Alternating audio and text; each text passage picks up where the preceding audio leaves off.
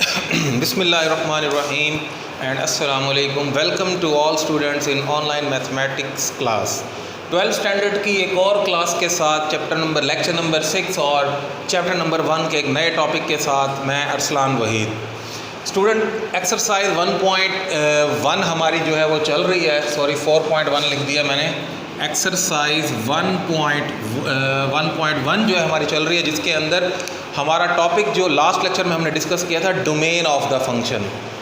Question number 4 में हमारे पास था find the domain and range, जिसके अंदर मैंने डोमेन कैलकुलेट करना सिखाया था आपको कि किस तरह हम किसी भी फंक्शन की डोमेन को कैलकुलेट करते हैं। तो आज हम बात करेंगे कि किस तरह हम उन फंक्शंस की रेंज फाइंड आउट कर सकते हैं। तो सबसे पहले हमें रेंज का कॉन्सेप्ट सीखना होगा।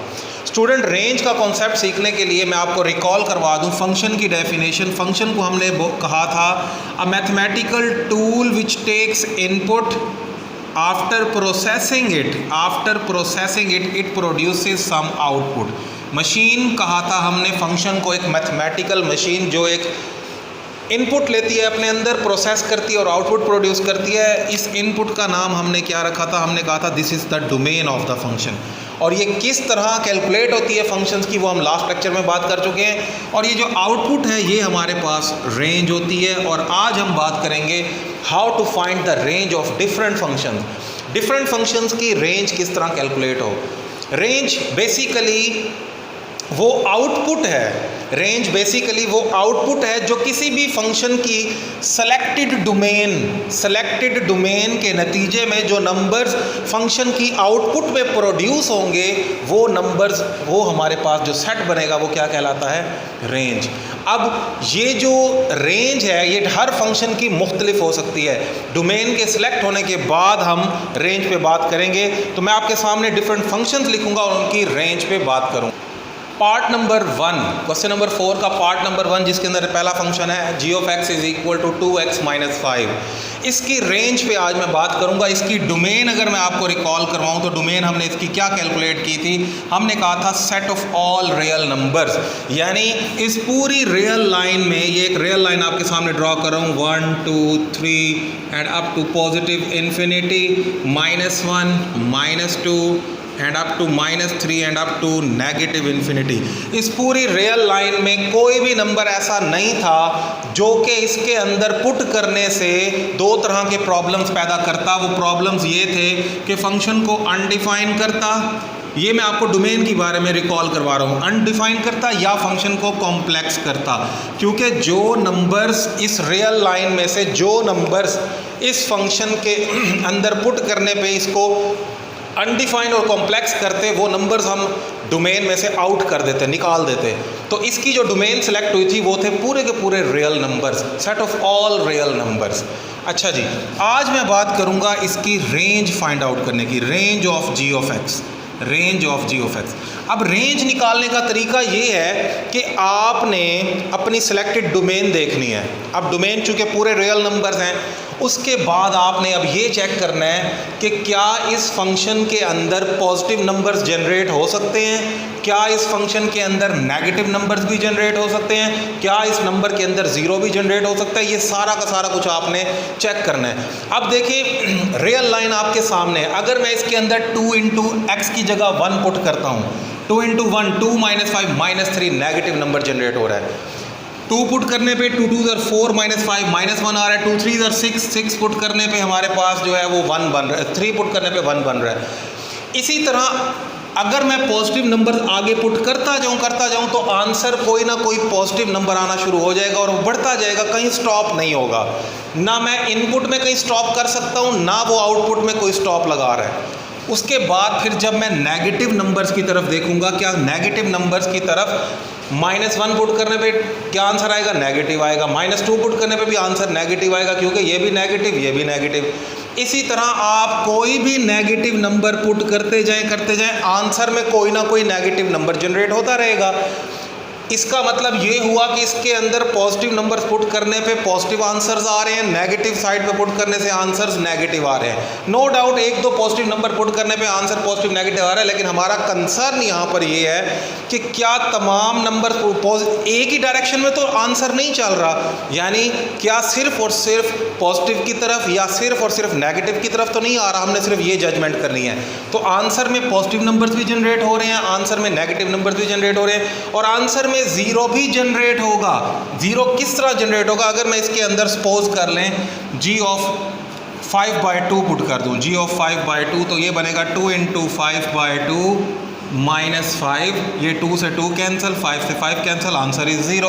तो ज़ीरो भी जनरेट हो रहा है। आपने ये जजमेंट करनी है क्या पॉजिटिव नंबर्स भी आ रहे हैं, क्या नेगेटिव नंबर्स भी आ रहे हैं, क्या ज़ीरो भी जनरेट हो रहा है। तो इस तरह का जो फंक्शन है जिसकी डोमेन पूरा का पूरा रियल नंबर थी, इसकी रेंज भी set of all real numbers आ रही हैं, यानी इसके अंदर कोई भी नंबर ऐसा नहीं है जो प्रॉब्लम क्रिएट कर रहा हो।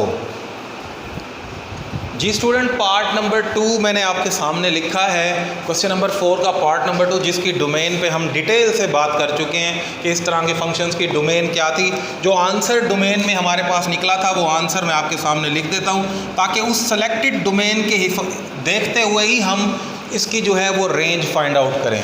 तो इसकी जो डोमेन सेलेक्ट हुई थी -∞ to -2 union 2 to positive infinity, ये इसकी डोमेन सेलेक्ट हुई थी। यानी इसकी डोमेन में -2 के बाद वाले नंबर्स, यानी मैं आपको निशान लगा के दिखा दूं, -2 के बाद वाले नंबर्स और 2 से पहले वाले नंबर्स, ये जो मैंने ओपन ब्रैकेट्स डाली हैं इनके बिटवीन जो नंबर्स आ रहे थे वो इसकी डोमेन से आउट थे, और ये वाला सारा पोर्शन, ये वाला सारा का सारा पोर्शन जो है इसकी डोमेन जो है वो सिलेक्ट हुई थी। अब इसकी रेंज पे हम बात करेंगे कि इसकी रेंज किस तरह की आनी चाहिए। Range of g of x, इस तरह के फंक्शंस की रेंज निकालना कुछ आसान है जिनके ऊपर रेडिकल साइन हो। क्यों आसान है? आप देखें, आपने इसकी डोमेन में से वो नंबर आउट कर दिए हैं जो इसके अंदर नेगेटिव नंबर जनरेट करते थे। आपने वही नंबर ही तो आउट किए हैं, क्योंकि नेगेटिव जनरेट होने की वजह से ये कॉम्प्लेक्स होता था। तो आपने इसकी डोमेन में सिर्फ वही नंबर सेलेक्टेड रखे हैं जो कि इसके अंदर पॉजिटिव नंबर जनरेट करते हैं। नेगेटिव नंबर तो आपने आउट कर दिए हैं। आपने वो नंबर सेलेक्ट किए जैसे -2 और 2 पे तो इसका आंसर 0 होता है। इसके बाद इसका आंसर 0 के बाद इसका आंसर नेगेटिव की तरफ कभी भी नहीं आएगा, क्योंकि आपने वो नंबर्स ही आउट कर दिए हैं जिस पे ये नेगेटिव देता। तो इसकी जो रेंज स्टार्ट होगी वो 0 से होगी। 0 से स्टार्ट होके इसके अंदर पॉजिटिव नंबर्स जनरेट होंगे, नेगेटिव नंबर्स जनरेट ही नहीं करने दे रहे आप, क्योंकि आपने वो नंबर्स ही आउट कर दिए हैं डोमेन में से। तो इस तरह के फंक्शन की अमूमन डोमेन इस तरह बनती है, 0 से पॉजिटिव इन्फिनिटी। तो ये है जी आपके पास range of g of x, यानी इस तरह के फंक्शन की रेंज जो है वो इस तरह कैलकुलेट की जाती है। नेक्स्ट पार्ट की तरफ मूव करते हैं। पार्ट नंबर 3, मेरी कोशिश होगी कि मैं इस क्वेश्चन के सारे पार्ट सॉल्व कर दूं, क्योंकि स्टूडेंट्स को इन्हीं क्वेश्चन में ज़्यादा प्रॉब्लम जो है वो फील होता है। तो पार्ट नंबर 3 हमारे पास है g of x is equal to square root of x plus 1। देखें एक दफ़ा फिर स्क्वायर रूट वाला फंक्शन आ गया। इसकी जो डोमेन सेलेक्ट हुई थी, डोमेन जो इसकी हमने सेलेक्ट की थी, domain of g of x, अगर आपको याद हो या पिछला लेक्चर आपने देखा हो तो इसकी डोमेन सेलेक्ट हुई थी हमारे पास -1 to positive infinity. -1 to positive infinity जो है इसकी डोमेन सेलेक्ट हुई थी, यानी -1 के बाद वाले सारे नंबर्स पुट हो सकते हैं। -1 भी पुट हो सकता है, लेकिन -1 से पीछे वाले नंबर्स पुट नहीं हो सकते। अब देखिए -1 से पीछे वाले नंबर्स आपने क्यों हटा दिए थे? क्योंकि वो इसके स्क्वायर रूट के अंदर नेगेटिव नंबर को जनरेट करते थे, जिसकी वजह से ये क्या हो जाता था, कॉम्प्लेक्स हो जाता था। इसी वजह से आपने -1 से पीछे वाले नंबर्स आउट कर दिए थे।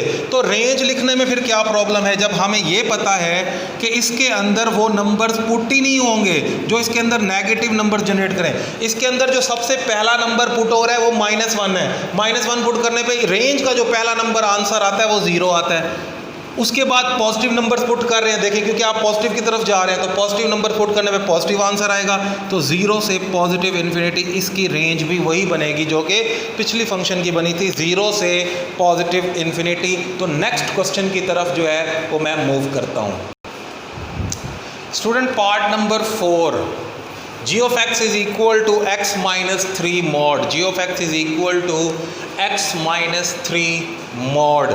इस तरह के फंक्शंस की रेंज कैसे होगी, इसकी डोमेन जो हमने आपको अगर याद हो, इसकी जो डोमेन सेलेक्ट हुई थी, domain of g of x, वो भी पूरा का पूरा सेट ऑफ रियल नंबर्स थे, क्योंकि इसकी डोमेन में कोई ऐसा नंबर आ ही नहीं रहा था जो फंक्शन को अनडिफाइन करता हो या कॉम्प्लेक्स करता हो। उसकी भी मैंने निशानी बताई हुई है आप लोगों को। तो इस तरह के फंक्शंस की रेंज कैसे लिखें आप, इस तरह के फंक्शंस की रेंज लिखना भी आसान है, क्योंकि मॉडुलस फंक्शन को आप जानते हैं कि मॉडुलस फंक्शन के अंदर अगर आप कोई भी नंबर पुट करें, आंसर चाहे पॉजिटिव आए चाहे नेगेटिव आए, वो उसको आउटपुट में पॉजिटिव बना के ही देगा। तो इस तरह के फंक्शन के अंदर अगर आप कोई नंबर पुट करते हैं 3, 4, 5 पॉजिटिव आंसर आता है, अगर आप नेगेटिव नंबर्स पुट करते हैं -4, -5 आंसर नेगेटिव आता है, लेकिन ये जो मोड है उसको क्या कर देगा, पॉजिटिव कर देगा। 3 के ऊपर इसका आंसर 0 आएगा, 0 से छोटा आंसर प्रोड्यूस ही नहीं हो सकता, क्योंकि 0 से छोटा आंसर प्रोड्यूस करने के लिए 2 पुट करेंगे आप, 2 पुट करेंगे 2 - 3 -1 मोड +1 हो जाएगा। तो इस तरह के फंक्शंस के अंदर नेगेटिव नंबर्स का सवाल ही पैदा नहीं होता कि आउटपुट में आए। तो 0 पहला नंबर है और ये पॉजिटिव इन्फिनिटी की तरफ मूव करेगा, तो 0 से पॉजिटिव इन्फिनिटी जो है वो इस तरह के फंक्शंस की क्या बनेगी, हमारे पास रेंज बन जाएगी, 0 से पॉजिटिव इन्फिनिटी। नेक्स्ट पार्ट की तरफ चलते हैं जी स्टूडेंट। क्वेश्चन नंबर 4 का पार्ट नंबर 5 आपके सामने लिखा है पीस वाइज फंक्शंस। ये पीस वाइज फंक्शन इसलिए कहलाते हैं क्योंकि इसके लिए मुख्तलिफ पार्ट्स के लिए डोमेन मुख्तलिफ होती है। तो इस तरह के फंक्शन की रेंज भी हमें पार्ट्स में लिखनी होगी, उसके बाद उसको कंबाइन किया जाएगा। जैसे हमने इसकी डोमेन को पार्ट्स में लिखा था, तो इसकी डोमेन को पहले मैं लिख लूँ। डोमेन जो है हमारे पास पहले पार्ट की, चलें जी, जैसे हमने डोमेन कैलकुलेट की थी मैं वैसे ही कर देता हूँ। फॉर 6x + 7, फॉर 6x + 7 के लिए जो डोमेन कैलकुलेट हुई थी हमारे पास, डोमेन जो थी वो थी हमारे पास -2 से पॉजिटिव इन्फिनिटी, -2 से पॉजिटिव इन्फिनिटी, यानी इसकी डोमेन तो ये सामने ही लिखी होती है कि x is less than equal to, sorry, -∞ to -2, क्योंकि -2 और उससे छोटे नंबर्स, -2 और उससे छोटे नंबर्स कहाँ तक, नेगेटिव इन्फिनिटी तक, तो उसको इस तरह लिखा जाएगा। ठीक है जी। अब मैं पहले इसी पार्ट की रेंज लिखूंगा। इस तरह के फंक्शंस में रेंज लिखते वक्त थोड़ा सा आपको ख्याल रखना होता है कि रेंज में गलती ना हो जाए। तो स्टूडेंट अब आप ये देखें कि सबसे पहले आपने इसकी जो डोमेन है वो उसका पहला नंबर पुट करना है। डोमेन का पहला नंबर इस वक्त जो इस हिस्से की डोमेन का जो पहला नंबर है वो है -2, -3, -4, -5 अप टू नेगेटिव इन्फिनिटी। आपने रफ में ये वैल्यूज़ चेक करनी है। अगर मैं इसके पहले हिस्से में 6x + 7, इसके अंदर अगर मैं इस डोमेन का पहला नंबर पुट करूं -2, तो देखें क्या बनता है, 6 × -2 + 7, 6 × 2 = 12, -5 आंसर आ रहा है। उसके बाद मैं मज़ीद इस तरफ चलता हूं क्योंकि डोमेन इस तरफ चल रही है, -3 पुट करता हूं, 6 × -3 + 7, 6 × 3 = 18, 18 में से 7 निकल जाए तो -11। उसके बाद मज़ीद मैं इस तरफ चलूँ तो 6 × -4, 6 × -5, 6, आंसर -5 से शुरू हो रहा है और आप देखें किस तरफ जा रहा है, इसके बाद जो है नेगेटिव नंबर्स की तरफ मूव कर रहा है। क्योंकि अब मैं डोमेन के इस हिस्से के लिए -2 से शुरू हुआ हूँ और नेगेटिव की तरफ जा रहा हूँ। आंसर भी मेरा -5 से स्टार्ट होके -11, अगली दफ़ा इससे भी बड़ा नंबर नेगेटिव में आएगा, तो आंसर भी नेगेटिव की तरफ मूव कर रहा है। तो जो आपकी डोमेन का पहला नंबर है, रेंज के उस पर जो आंसर आ रहा है वो आपकी रेंज का पहला नंबर होगा। तो आंसर नेगेटिव इन्फिनिटी तक जाएगा, कहाँ से शुरू होगा, -5 से, -5 से शुरू होता है और नेगेटिव इन्फिनिटी की तरफ जा रहा है। तो आप इस तरह लिखेंगे -5 टू नेगेटिव इन्फिनिटी। ठीक है जी, ये तो थी आपके पहले हिस्से की डोमेन। डोमेन और रेंज। रेंज को भी हम एंड में कंबाइन करेंगे जैसे हम डोमेन को करते थे।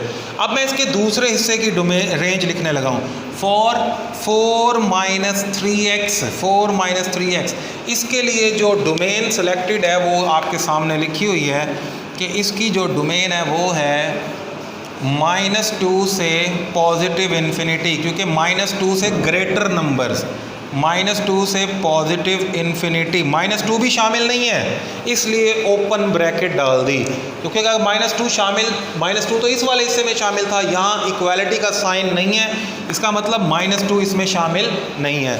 तो इसकी रेंज कैसे लिखनी है ज़रा एहतियात से देख लीजिएगा। रेंज, अब यहाँ हमने क्या किया था कि डोमेन का जो पहला नंबर था, डोमेन का जो पहला नंबर था वो पुट करके रेंज का पहला नंबर निकाल लिया।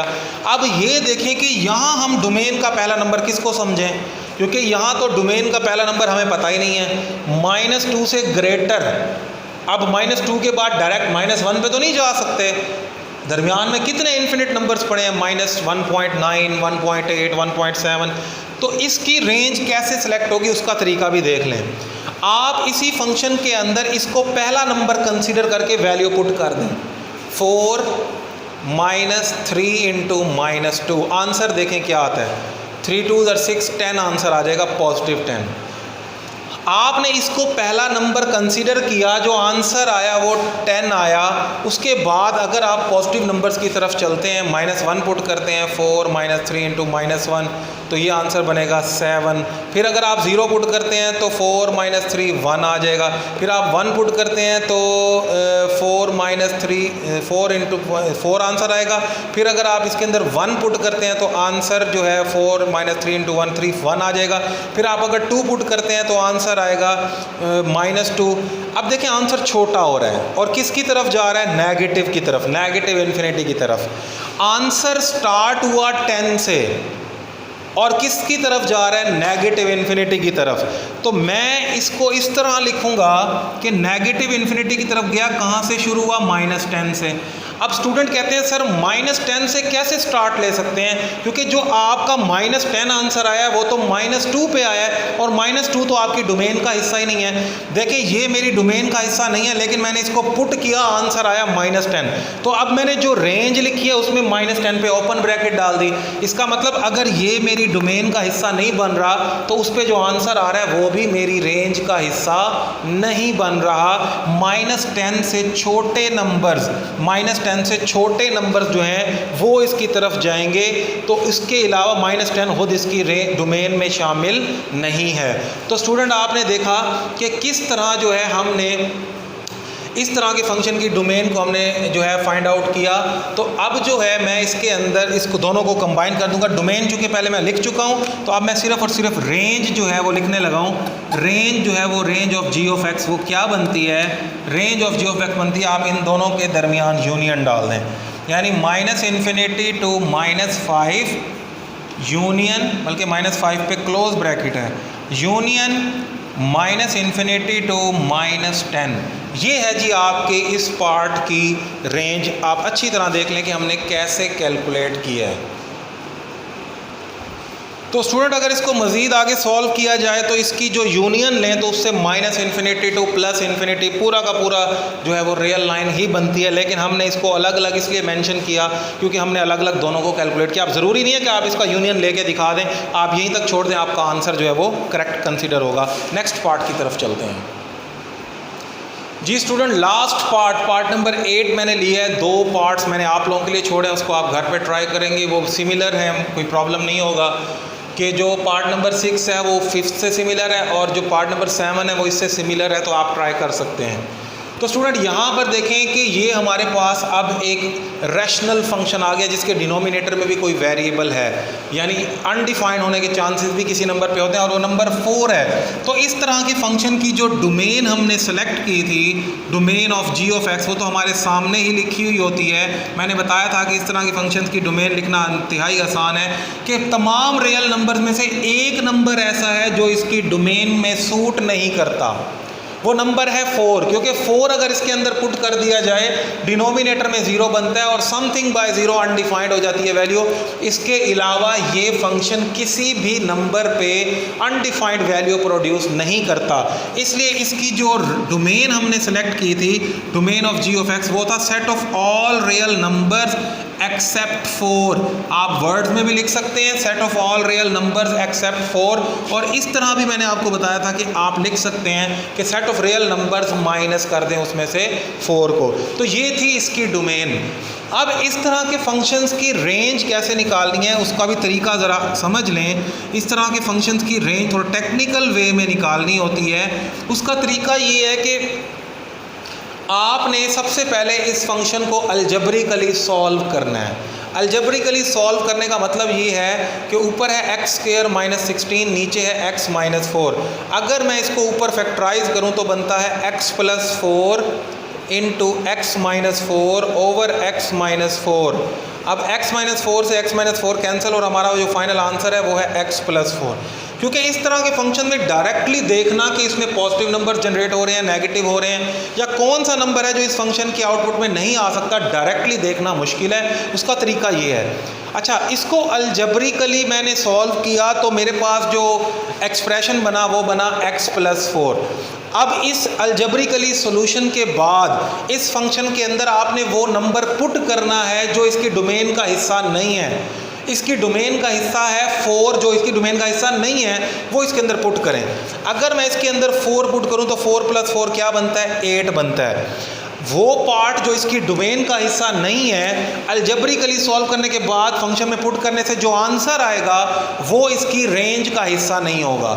यानी इस फंक्शन के अंदर किसी भी नंबर पे 8 जनरेट नहीं हो सकता। ये अलजब्रिक टेक्निक है। इसके अलावा तमाम के तमाम रियल नंबर जो हैं इस फंक्शन की रेंज में प्रोड्यूस होंगे। सिर्फ एक नंबर जो है वो 8, वो नंबर इसकी रेंज में कभी भी प्रोड्यूस नहीं हो सकता। तो इस तरह के फंक्शंस की अगर आपने रेंज लिखनी है तो set of all real numbers accept 8, यानी 8 के अलावा तमाम रियल नंबर्स जो हैं वो इसकी रेंज में आएंगे। 8 जो है वो इसकी रेंज में कभी भी प्रोड्यूस नहीं होगा। तो अब ये देखें कि इस तरह का एक पार्ट, आपका पार्ट नंबर जो है इससे पिछला पार्ट यानी पार्ट नंबर 7 में भी आपके पास एक अलजब्रिक फंक्शन दिया हुआ है। उसका तरीका भी रेंज निकालने का यही होगा कि आप उसको अलजब्रिकली सॉल्व करेंगे, कैंसल आउट करेंगे, आपका डिनोमिनेटर ख़त्म हो जाएगा। डिनोमिनेटर ख़त्म होने के बाद उसकी डोमेन का नंबर जो उसके अंदर पुट नहीं किया जा सकता वो पुट करेंगे, जो आंसर आएगा वो रेंज का, उसको रेंज में से आप आउट कर दें। इस तरह आप इस तरह के फंक्शंस की रेंज जो है वो फाइंड आउट कर सकते हैं। तो स्टूडेंट, मैं उम्मीद करता हूँ कि आज का लेक्चर आपको ज़रूर फ़ायदा देगा कि हमने किस तरह डिफरेंट फंक्शंस की जो है वो रेंजेस कैलकुलेट किए हैं। तो डोमेन और रेंज का टॉपिक बहुत इंपॉर्टेंट कंसिडर किया जाता है। इसको अच्छी तरह प्रैक्टिस करें। इसके अलावा भी अगर कोई प्रॉब्लम है तो आप मुझसे कांटेक्ट कर सकते हैं। अगली वीडियो तक के लिए इजाज़त दें। एक नए लेक्चर के साथ इंशाल्लाह बहुत जल्द हाजिर होऊंगा। अल्लाह हाफिज़।